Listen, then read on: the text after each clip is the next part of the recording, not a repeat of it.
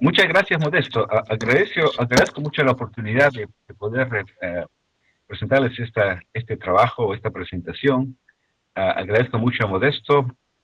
Uh, yo estuve en el IPEN hace muchos años bueno, y tengo muchos vínculos con muchos amigos y colegas del IPEN, incluyendo Modesto.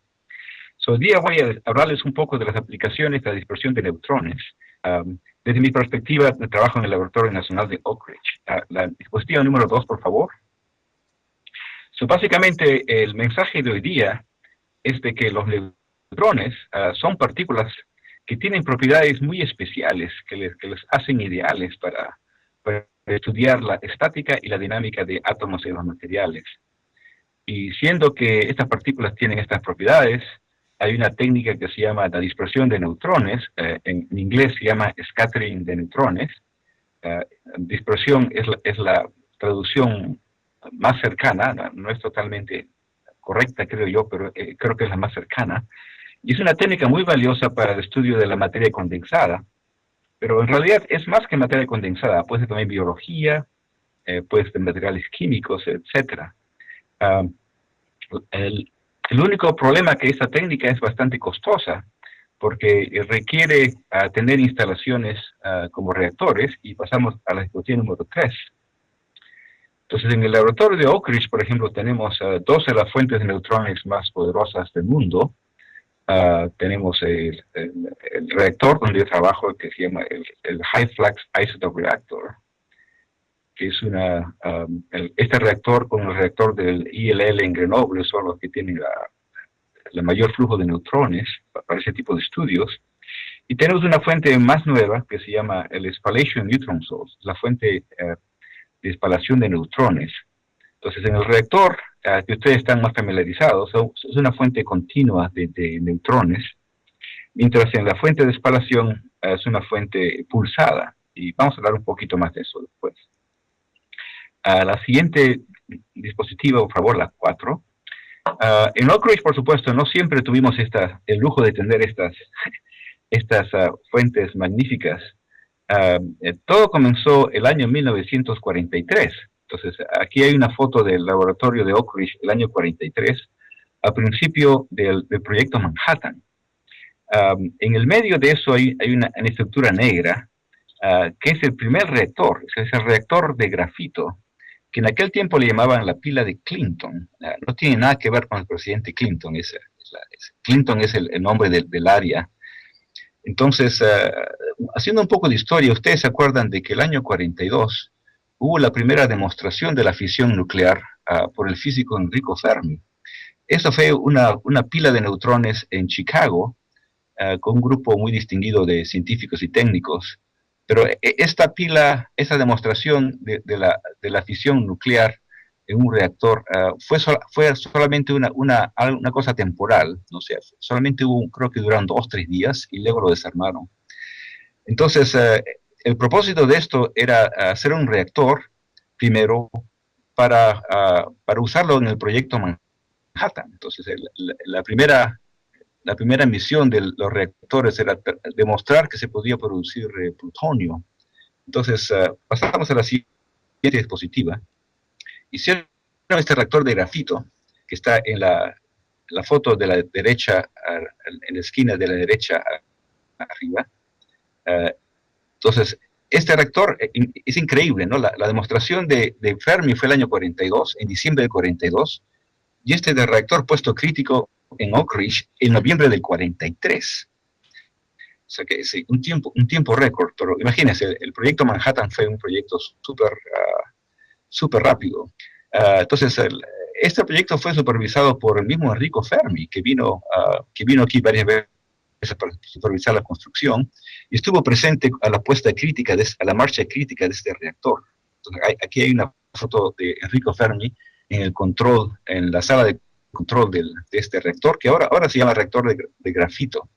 Y aquí abajo hay unas fotos históricas, ¿no? De cómo es la pila de grafito y cómo ponían el grafito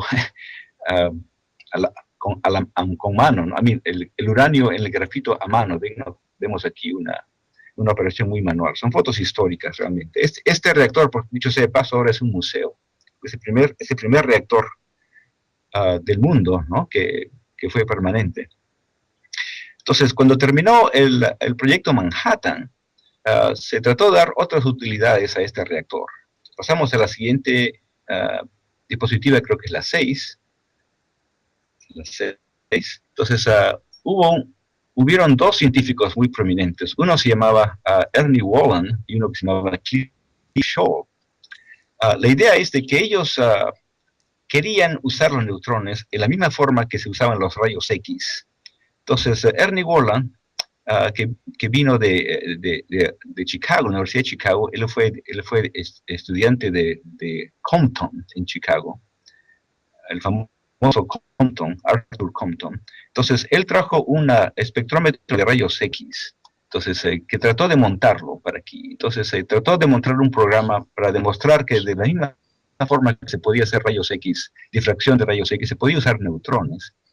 Entonces, un científico joven que se llamaba Cliff Shaw se unió a este proyecto. Pasamos a la siguiente diapositiva. Entonces, imagínense, este es el año 47. Para darle una perspectiva histórica, fue el año 35 en que James Chadwick especuló de que es posible que había una partícula que se llamaba neutrones. Y hay una serie de especulaciones muy interesantes, ¿no? De que son partículas que no tienen carga, imagínense. Y esto fue publicado el año 32. Entonces, si se dan cuenta, del 32 hasta el 47 que se hizo que se trató de utilizar los neutrones para difracción, es solamente 15 años. Y en esa época que las comunicaciones no eran tan adelantadas como ahora. Pasamos a la siguiente. Entonces, se sabía que los neutrones eran partículas y que también tienen propiedades de ondas. ¿Puede apretar una vez más, por favor? ¿Sí? Entonces, como si ustedes se acuerdan de su física moderna, las partículas y las ondas, o sea, son cosas, hay una dualidad, ¿no? De que puede ser como partículas o puede ser como ondas, y eso fue el principio que fue introducido por el famoso físico Louis de Broglie, que estudiamos en nuestro curso de física moderna, y él ganó el premio Nobel de Física en el año 29. Entonces, justamente con neutrones, que siempre los asociamos como una partícula que no tiene carga, pero tiene un momento magnético y tiene masa. Entonces, puede tener propiedades ondulares. Pasamos a la número 9. Entonces, se sabía ya hace mucho tiempo de esa época de que las ondas pueden tener un fenómeno que se llama interferencia. La idea es que puede haber interferencia constructiva e interferencia destructiva. Entonces, si eso era demostrado en las ondas, también se sabía que se podía utilizar en las partículas. Pasamos a la número 10. Entonces, también se sabía de que los rayos X eran útiles para estudiar cristales. El año 1914, el físico alemán Max von Laue ganó el premio Nobel de Física por el descubrimiento casi de casualidad de que los neutrones podían tener una representación de cómo están los átomos dentro de un cristal. Entonces, en la parte inferior izquierda hay un diagrama que tenemos rayos X y hay un cristal. Entonces, los rayos son difractados y si se pone una película fotográfica, los puntitos que salen ahí están relacionados con la forma en que los cristales están ordenados dentro del cristal. Este fue el nacimiento de la cristalografía. Pero esto no se fue utilizado mucho hasta que pasamos a la siguiente, número 11, en que un grupo de científicos que eran padre e hijo, William Henry y William Lawrence Bragg, descubrieron lo que se llamaba la ley de difracción de Bragg. Y aquí vamos a apretar 3 veces más. 1, 2 y 3. Entonces ellos descubrieron, ¿no?, de que estudiando esos puntos o estos picos de la difracción, se puede aprender cuál es la estructura de una muestra policristalina. Entonces aquí hay un diagrama, básicamente dice de que los neutrones, los rayos X, perdón, pueden ser interferidos constructivamente y se puede hacer un aparato que puede mirar y medir estos picos. Y cuando estos picos están relacionados, en la difracción están relacionados con las distancias de los planos de los átomos en los cristales. Entonces, esto realmente fue lo que le hizo a la difracción de rayos X muy, muy poderosa para estudiar las estructuras de los cristales. Probablemente ustedes están muy familiarizados con la difracción de rayos X, así que no voy a decir mucho más.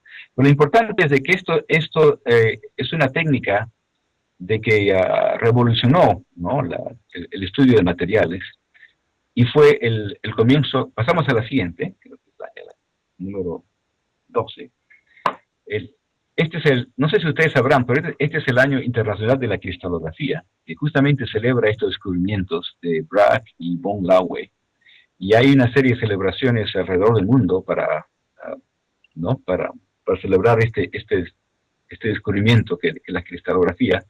Sobre todo los químicos utilizan eso mucho, pero también los físicos, ¿no?, justamente para estudiar las estructuras de los cristales y de cómo están distribuidos. Pueden ser en policristalinos o pueden ser monocristales. Pasamos a la siguiente, a la número 13. Entonces,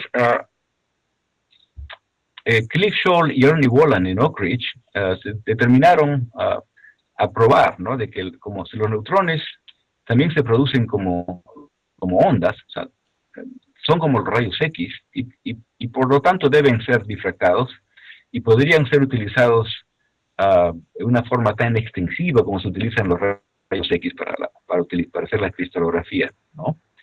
Entonces, ellos hicieron este proyecto, y pasamos a la siguiente, al número 14, y el año 1948 publicaron el primer trabajo en Physical Review, que se demostró, ¿no?, de que los neutrones se pueden utilizar en la misma forma que los rayos X para estudiar las estructuras cristalinas. Es un papel realmente muy, muy interesante. Es la demostración de que se puede utilizar los neutrones como los rayos X para hacer difracción. Entonces, en la parte derecha hay un esquema del difractómetro, ¿no? En la parte de arriba está el reactor, y hay un rayo gas de neutrones que va a una muestra que está alrededor de este círculo que es la muestra, y luego la idea es que los rayos son difractados y que tienen interferencia constructiva y destructiva, y si se puede escanear el detector cambiando de ángulos, hay unos ángulos en los cuales se observan unos picos, y estos picos están relacionados a las distancias entre los planos de los átomos de este cristal, y son diferentes para cada material. Entonces pasamos a la siguiente, a la número 15. También descubrieron de que algo que no se conocía en los rayos X, de que también hay una cosa que se llama difracción magnética. O sea, de que los átomos están ordenados de una forma que depende, ¿no?, de las interacciones interatómicas, y muy una forma ordenada, que forma una red cristalina, que eso ya se sabía por los rayos X. Pero lo que no se sabía era de que los momentos magnéticos también se pueden ordenar y pueden tener una red cristalina que puede ser la misma que la red cristalina de los átomos, o puede ser un poco diferente, ¿no? Entonces, ellos demostraron de que cuando los átomos se ordenan de una forma antiferromagnética, aparecen nuevos picos de difracción. La idea es de que todos sabemos lo que es un ferromagneto, ¿no? Ferromagneto, todos los momentos magnéticos están ordenados paralelamente. En un sistema antiferromagnético, los spines de los neutrones están ordenados de una forma que están alternadas. Entonces, la periodicidad de la red cristalina magnética es un poco diferente, realmente puede ser el doble. Entonces, este fue también un descubrimiento que realmente fue pionero. Entonces, si pasamos a la disposición número 16, eso fue la primera demostración, ¿no?, de que esta cosa se llama antiferromagnetismo era posible, y fue justamente por esta demostración fue de que la predicción de Felix Neal en el antiferromagnetismo se puso muy popular, y Felix Neal se sacó el premio Nobel de Física el año 70. Pasamos a la 17. Poco después que se hizo estos experimentos en Oak Ridge, hubieron experimentos independientes originados, fueron en Canadá, en un lugar que se llama Chalk River. Este físico que se llama Bertrand Broadhouse fue un paso más allá, diciendo, ok, se puede difractar neutrones en forma de rayos X, pero existe la posibilidad de analizar la energía de esta difracción. Entonces él montó un difractómetro y le puso un elemento más. Antes de que los átomos sean detectados, puso otro cristal para analizar la energía. Entonces, de esta forma se puede medir no solamente el ángulo de difracción, ¿no?, que es lo que da lugar a los picos de Bragg, pero también se podía analizar la energía de los neutrones que son difractados. Entonces aquí en la parte superior derecha es una foto, ¿no?, del primer instrumento de este tipo, que se llama difractómetro de 3 ejes. Se llama de 3 ejes porque los neutrones tienen tres lugares donde se dispersan, ¿no? Uno es en el monocromador, que origina un haz de neutrones de una sola energía. El segundo eje es la muestra. Y el tercero es un cristal analizador que analiza la energía de los neutrones difractados. Entonces, lo interesante es que la energía de los neutrones que se difractan puede ser diferente que la energía de los neutrones que llegan a la muestra. Entonces, de esa forma se puede medir la energía que es transferida a la muestra. Pasamos se puede hacer, creo que son 3 veces más. O sea, 1, 2, 3. Entonces, esta fue 4 veces. Entonces, la idea es de que en esa época se conocían lo que se llaman los fonones. Los fonones son las ondas de sonido, ¿no?, las vibraciones de los átomos. Si se sabe de que los átomos están dispuestos en una forma muy ordenada en un cristal, lo interesante es que los átomos pueden vibrar.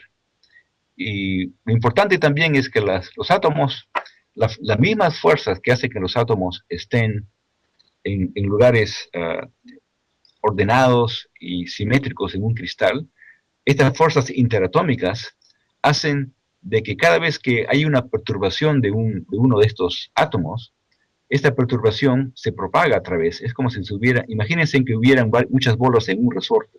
Entonces, cada vez que se golpea una, esta perturbación se propaga. Esto es lo que se llama un fonón.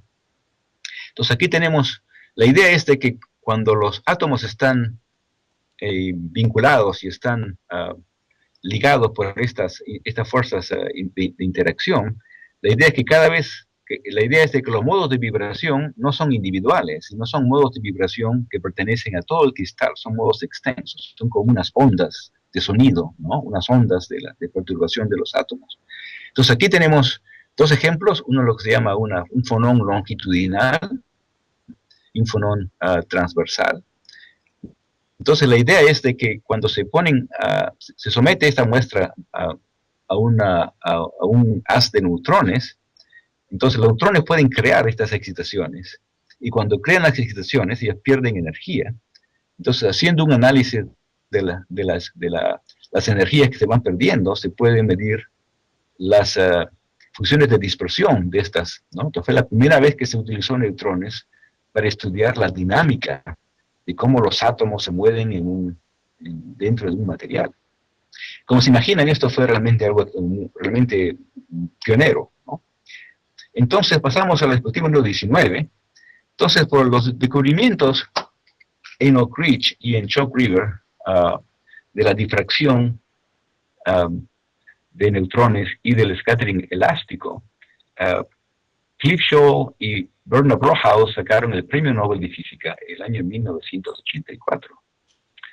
Y la mención que se dice es: los neutrones revelan la estructura y la dinámica.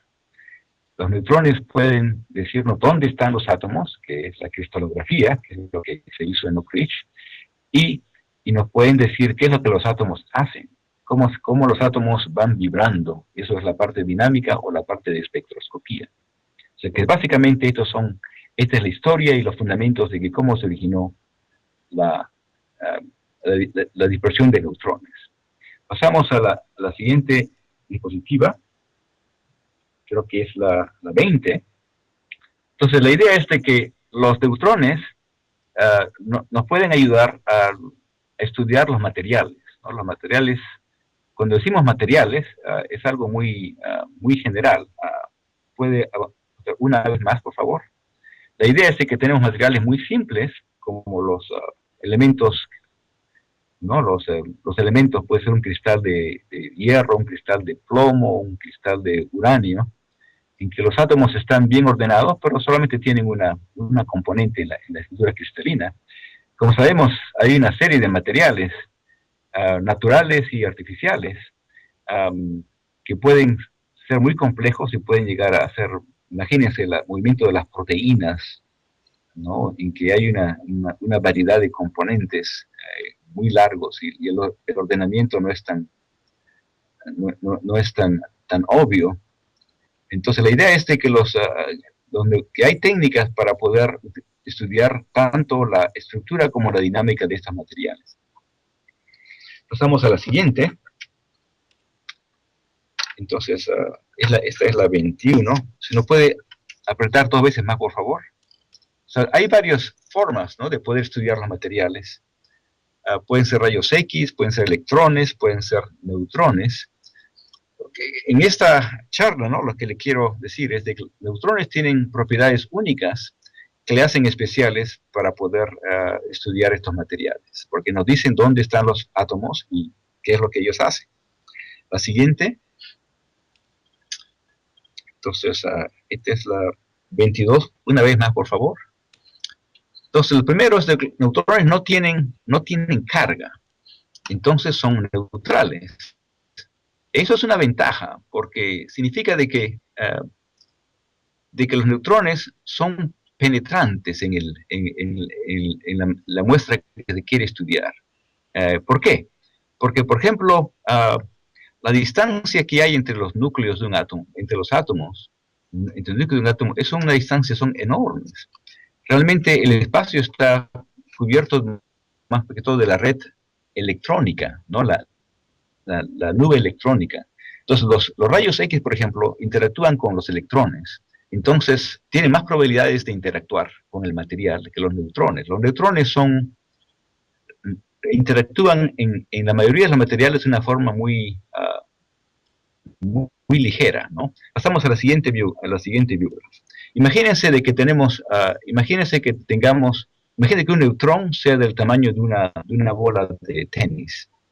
Aquí está abajo, a la derecha, a la izquierda. A la derecha, abajo, ¿sí? Entonces, imagínense de que vamos a difractar y los núcleos son del tamaño de una pelota de básquet, ¿no? Básquetbol. Entonces, los átomos, dijimos que están vinculados por estos resortes, que son son las fuerzas interatómicas. Entonces, ustedes tienen una idea de que en esta escala, ¿cuál es la distancia que hay entre las pelotas de básquetbol? ¿Puede apretar una vez más, por favor? Entonces, en este esquema, las pelotas de básquetbol estarían distanciadas por 3 millas. 3 millas son como casi 5 kilómetros. Entonces, es bastante raro, ¿verdad? Entonces, el resto está cubierto por la nube electrónica.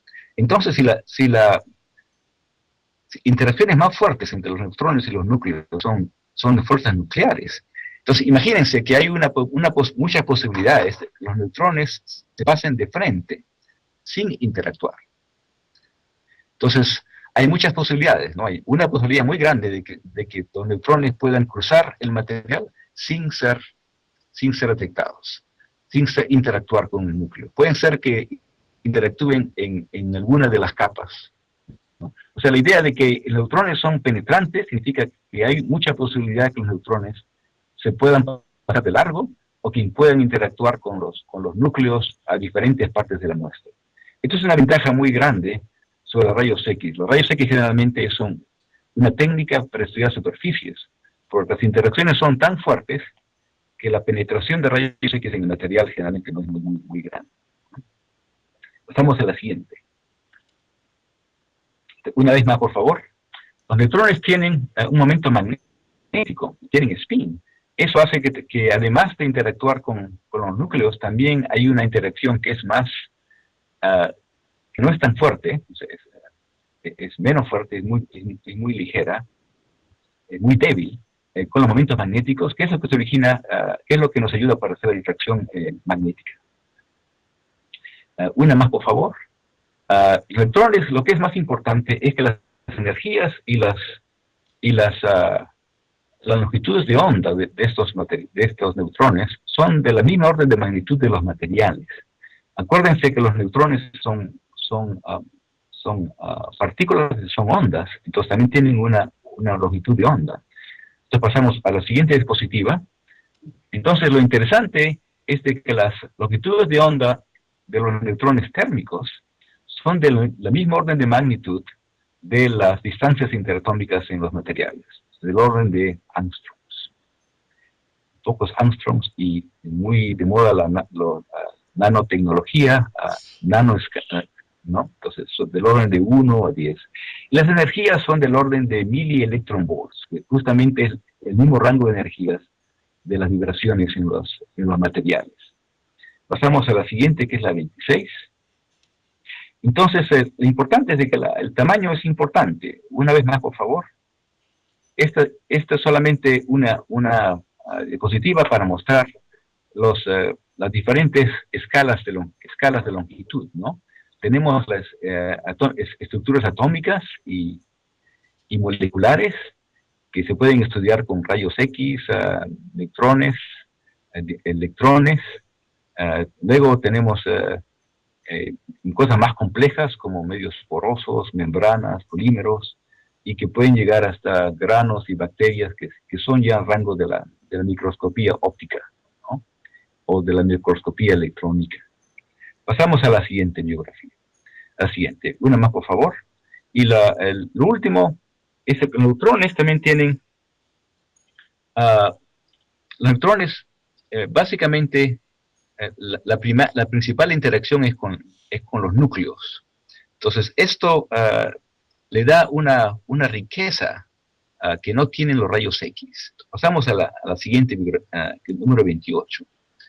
En los rayos X, las interacciones son exclusivamente con los electrones. Entonces, si hay más electrones, hay más difracción. Entonces, significa que si, por ejemplo, para hidrógeno o helio, que tienen muy pocos electrones, la difracción es muy débil. Entonces, los rayos X no son muy buenos para estudiar elementos ligeros. Pero los neutrones interactúan básicamente con la parte nuclear. Entonces, no existe una función lineal del número de electrones. Los neutrones pueden ser buenos para estudiar elementos ligeros, como pueden ser buenos para estudiar elementos pesados, mientras los rayos X son buenos solamente para los más pesados. Entonces, pasamos a la siguiente, la 29. Para ilustrar esto, tenemos una diferencia de una radiografía de rayos X y radiografía de neutrones. Entonces, los rayos X a la izquierda, estamos en el número 29, ¿verdad? Los rayos X no son muy sensibles, ¿no? a los elementos ligeros que tenemos en nuestra piel, por ejemplo, o que tenemos en los músculos. Entonces, eso es lo que lo hace muy útil a los rayos X para hacer una radiografía de por ejemplo, ¿no? Del cráneo, no pueden ver los tejidos que tienen mucho hidrógeno y carbono y elementos muy ligeros. Pero si ustedes van al lado derecho, los neutrones son muy sensibles al hidrógeno y al carbono. Entonces, esta es una radiografía de una flor. Entonces, si ustedes tratan de hacer una radiografía de rayos X de una flor, no se ve nada. Pero si se ve con neutrones, se ve, ustedes ven el contraste que hay entre los detalles. Y eso lo hace los neutrones mucho más importante. Entonces, ven ustedes de que los rayos X y los neutrones tienen propiedades muy diferentes, pero que son complementarias. Estamos a la siguiente. Entonces, ¿qué cosa es la dispersión de neutrones? Y voy a tratar de describirle esto muy rápidamente. Tenemos lo que es una bolita verde que está como en el medio, que dice KI, perdón. La idea es de que imagínense que tengamos un neutrón con un momento lineal que está determinado por la letra K, que I significa inicial. Entonces, si tenemos un neutrón que tiene un momento, entonces se puede tener toda la descripción cinética. Tiene un momento, tenemos cuál es la longitud de onda, sabemos cuál es la energía. Entonces, si este neutrón interactúa con un átomo, que es una red cristalina que está en la bola roja, entonces la idea es de que pueden haber intercambios de momento lineal, intercambios de momento, cambios de energía. Entonces, si sale un neutrón con un momento KF, ¿no? La idea es de que si se puede medir la energía y el momento de KF, se puede determinar cuál es la transferencia de momento y la transferencia de energía. Entonces, la idea es, básicamente, la técnica consiste en medir los neutrones que son dispersados y medir cuál es su momento y su energía, y de ahí se puede saber cuál es la transferencia de momento de transferencia de energía. La 31, por favor. Entonces, lo importante es de que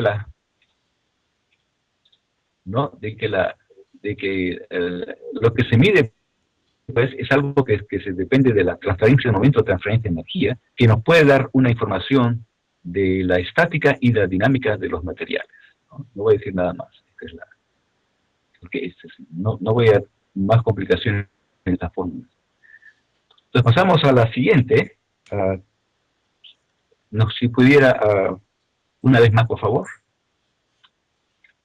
Otra vez más, sí, dos más. Entonces, ¿cómo se producen neutrones? Hay dos formas muy más comunes. Una es una es la espalación, que es la que probablemente ustedes estén menos familiarizados. Básicamente,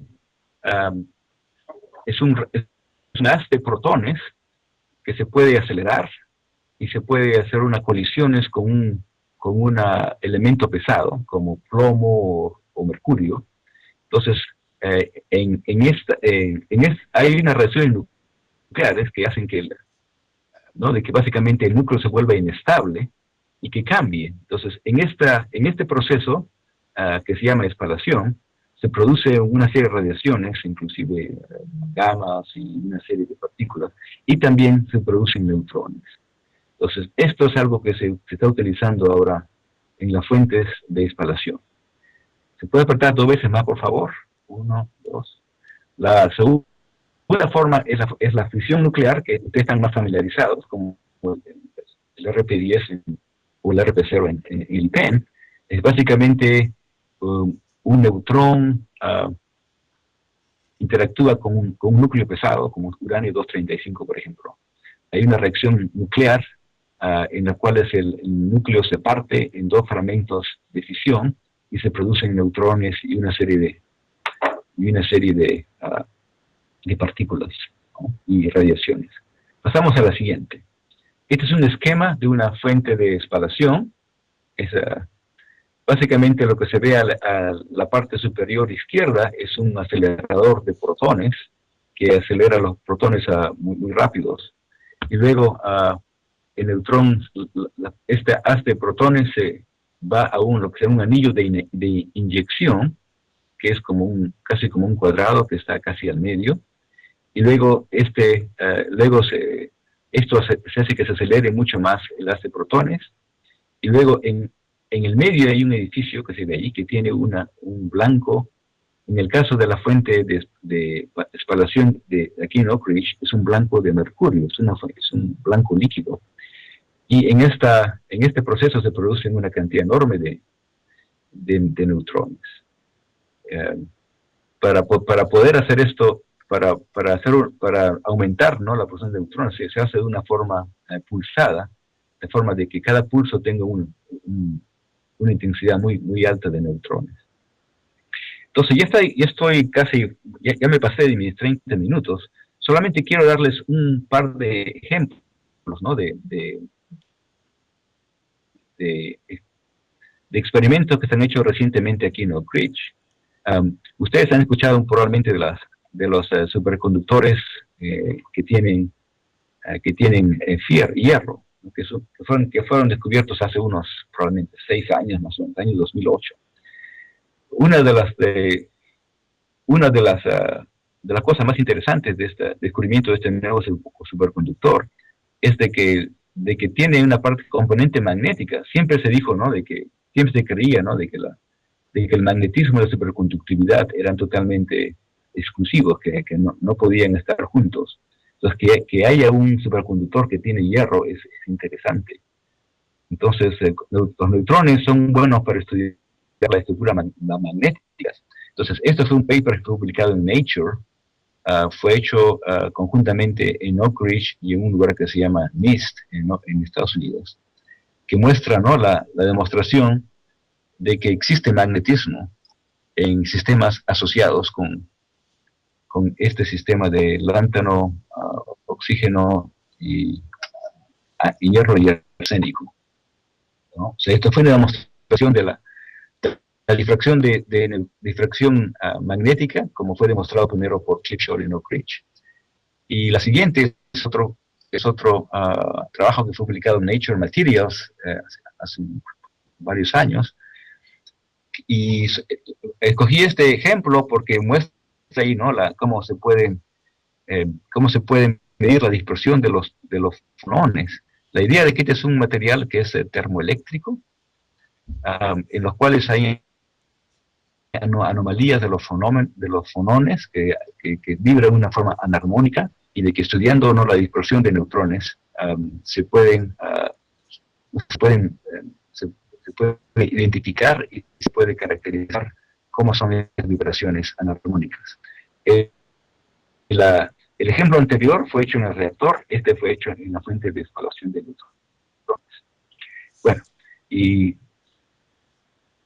solamente quisiera terminar diciéndole de que ojalá que les haya dado una idea de que cómo es que los neutrones pueden ser tan útiles para estudiar materiales, porque tienen propiedades muy especiales, y de que cómo esta técnica de dispersión de neutrones se puede utilizar para una variedad enorme de materiales. Okay, muchas gracias.